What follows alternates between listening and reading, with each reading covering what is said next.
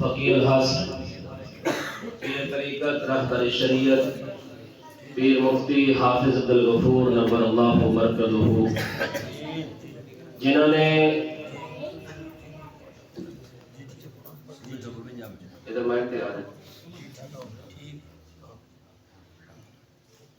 نے اپنی ساری زندگی اللہ اور اس کے رسول کے دین کے لیے وقف کی تھی۔ آپ بابڑا بازار کی سرزمین پہ تشریف لائے تو آپ کے مرشد گرامی نے آپ سے ارشاد فرمایا کہ بقیہ زندگی اسی جگہ پہ گزارنی ہے۔ پھر الحمدللہ ثم الحمدللہ یہاں سے ایسے ایسے شاگرد تیار کیے جو آج بڑے بڑے دارالعلوم کے شیوخ الحدیث ہیں۔ آپ کا علمی اور روحانی فیض صرف ملک پاکستان میں نہیں بلکہ الحمدللہ پوری دنیا کے اندر پھیلا ہوا ہے۔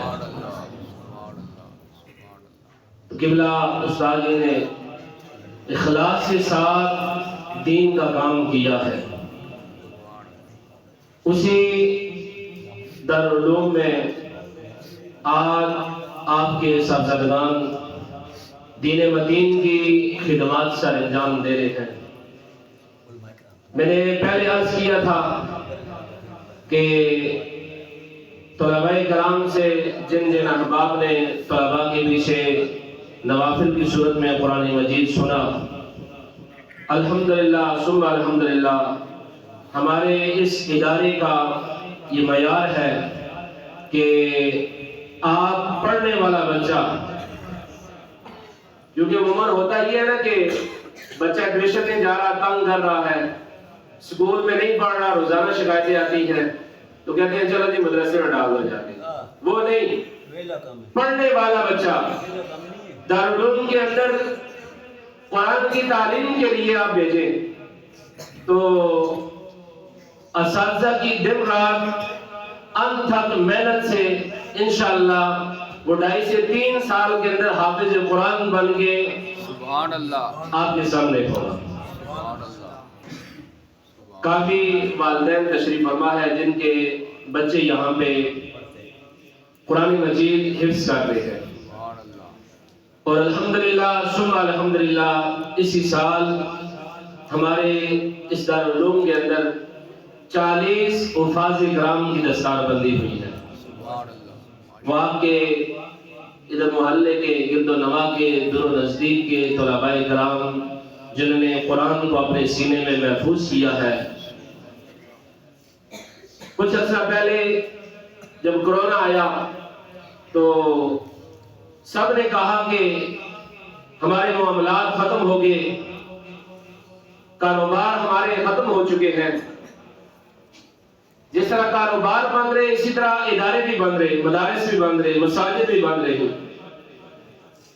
جب رمضان کا مہینہ آیا تو پھر کسی بھی مدرسے کے اندر آپ گئے اور جا کے اگر پوچھا کہ جناب ہمیں حافظ قرآن چاہیے تراویح پڑھانے کے لیے، تو انہوں نے یہ نہیں کہا کہ جناب کرونا تھا بند رہا ہے مدرسہ، ہم کہاں سے حافظ قرآن دیں۔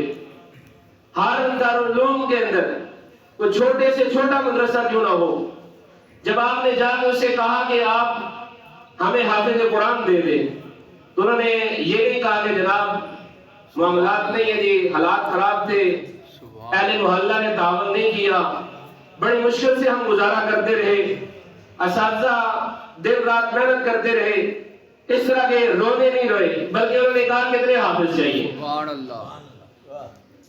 اس نے کہا مجھے ایک چاہیے۔ تو سامعین سے وقار حفاظ اتنے ہیں کہ ان کی جگہ نہیں بن رہی۔ ہمارے گزشتہ 2-3-4 سالوں سے طلباء کرام کی جب جگہ نہیں بنتی تو وہ گھروں کے اندر مختلف جگہوں کے اندر قرآن سنا رہے ہیں۔ تو آج مساجد کم بڑھ گئی ہیں، حفاظ زیادہ ہو رہے ہیں۔ یہ دین متین کی برکات ہے، یہ دین کی برکات ہے کہ آج حافظ آپ کسی بھی مدرسے میں چلے جائیں، جا کے پوچھیں، وہ کہیں گے جی کتنے حافظ چاہیے، ہمارے پاس موجود ہے، لے جائیں۔ ایک ایک مسجد کے اندر 5 5 6 حفاظ اکرام، بلکہ اس سے بھی تعداد میں زیادہ ہوتے ہیں۔ سنانے والا ایک ہے، پیچھے 6 کھڑے ہوتے ہیں، قرآن مجید سماعت کر رہے ہوتے ہیں۔ نامینیٹ ایک ہوتا ہے پیچھے جو اس سے کھڑا ہے، لیکن کافی تعداد کے اندر حفاظ اکرام موجود ہوتے ہیں۔ تو الحمدللہ ہمارا یہ ادارہ دارالعلوم جامعہ غوثیہ مظہر الاسلام، جس کے اندر 40 حفاظ کرام اور ان کے ساتھ ساتھ 8 علماء کرام جن کی دستار بندی ہوئی، جنہوں نے درجہ متوسطہ سے لے کر شہادت العالمیہ تک مکمل تعلیم حاصل کی، بورڈ کا امتحان پاس کیا، اور بورڈ کی طرف سے تنظیم المدارس ہمارا جو بورڈ ہے اس کی طرف سے سند انہیں دی گئی ہے۔ تو اپنے بچوں کو دین کی طرف لگائیں، دین پڑھائیں، دین کی طرف لے کے جائیں۔ میں نے آگے بھی عرض کیا تھا کہ جب بچہ دین پڑھے گا تو پھر والدین کا گستاخ نہیں بنے گا۔ بچہ دین پڑھ کے والدین کا گستاخ نہیں بلکہ باادب بنے گا۔ وہ خود نہیں، آپ کے پورے معاشرے کو باادب بنا دے گا، پورے گرانے کو، پورے معاشرے کو، جہاں بھی وہ جا کے بیٹھے گا اس پورے علاقے کو وہ باادب بنائے گا، ادب سکھائے گا، والدین کا، اساتذہ کا، اپنے سے بڑوں کا ادب سکھائے گا۔ اور جہاں پھر آپ بچوں کو بیچتے ہیں تو قبلہ شیخ حدیث صاحب آپ فرمایا کرتے تھے، کسی نے شکایت کی نا کہ بچے آگے کھیلتے ہیں جی، تو آپ نے پوچھا کہ تیرے گھر میں بچے کھیلتے ہیں کہ نہیں؟ اس نے کہا ہاں کھیلتے ہیں۔ تو آپ نے فرمایا یہ ان کا گھر ہے، پھر ان سے محبت بھی کیا کریں۔ اگر کوئی کمی نشین میں نظر آ جائے تو ان کے ساتھ محبت کیا کریں۔ جب آپ ان سے محبت کریں گے تو میرے مصطفیٰ کریم علیہ السلام کی اس حدیث مبارکہ کے اوپر عمل ہوگا۔ آپ نے فرمایا یا قرآن سیکھنے والا بن جا یا قرآن سکھانے والا بن جا۔ اگر تو قرآن سیکھ بھی نہیں سکا، قرآن سکھا بھی نہیں سکا، تو پھر تو نے کیا کرنا ہے؟ پھر قرآن والوں کے ساتھ محبت کرنے والا بن جا۔ تو جب میں اور آپ اس ادارے کے یا کسی بھی مدرسے کے بچے کے ساتھ محبت سے پیش آئیں گے، اگر وہ شرارتیں کر رہا ہے، تنگ کر رہا ہے، تو اس کے ساتھ محبت سے پیش آئیں گے، اسے سمجھا دیں گے کہ یہ غلطی ہے، آئندہ نہیں کرنی، نرمی کے ساتھ، تو رب اس کا بھی آپ کو اور مجھے اجر عطا فرمائے گا، کامل اجر عطا فرمائے گا۔ تو ان طلباء کے ساتھ محبت سے پیش آیا کریں۔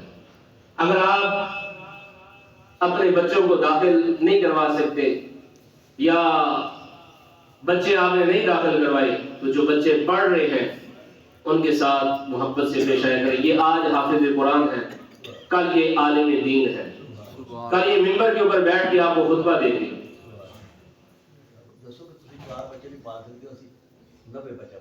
الحمدللہ گھر کے اندر کمانے والے 10 ہوں، کھانے والے 6 ہوں، پھر بھی پریشان ہوتے ہیں کہ جناب بڑا مشکل سے گزارا چل رہا ہے۔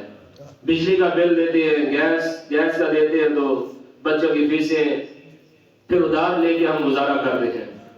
تو ادارہ حاضہ دارالعلوم جامعہ غوثیہ مظہر الاسلام، یہاں پہ کم و بیش 80 سے 90 بچے جو قرآن مجید کی تعلیم حاصل کرتے ہیں۔